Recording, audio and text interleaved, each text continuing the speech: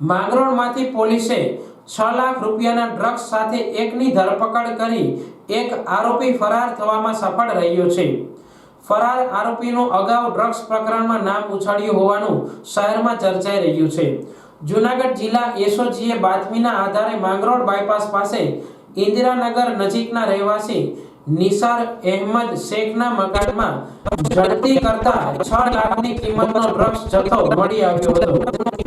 પોલીસે આરોપી નિસાર અહેમદ શેખને ઝડપી તપાસ કરતા જાબીર કુરેશી નામના વ્યક્તિનું નામ સામે આવ્યું છે। હાલ જાબીર કુરેશી ફાયર હોવાનું પોલીસ દ્વારા જાણવા મળ્યું છે। મહત્વપૂર્ણ છે કે અગાઉ એસઓજીએ ઝડપેલ ડ્રગ્સના આરોપી તરીકે પણ ફરાર આરોપીનું નામ આવ્યું હોવાનું શહેરમાં ચર્ચાએ જોર પકડ્યું છે। હાલ તો માંગરોળ પોલીસ હજુ આ કેસની તપાસ કરી રહી છે, ત્યારે પોલીસ ઝીણવટભરી તપાસ કરે તો સમાજમાં આ દૂષણ ફેલાવતા લોકો સુધી રેલો આવી શકે તેમ છે।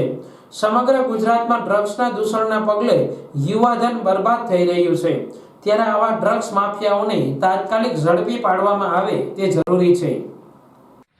માંગરોળમાં એક એસઓજીને ખાસ માહિતી મળેલી કે એક નિશાદ અહેમદ શેખ કે જે ઇન્દિરાનગર માંગરોળ ખાતે રહે છે, એ એમડી ડ્રગ્સનો વેપાર કરે છે। આ પ્રકારની એક માહિતી હતી, એના આધારે ગઈકાલે રેડ કરતા એમની પાસેથી કુલ 68.18 ગ્રામ કે જેની કુલ કિંમત 6,81,000થી વધારેનો મુદ્દામાલ મેફેડ્રોન ડ્રગ્સ સાથે આ ઇસમને પકડવામાં આવેલો છે।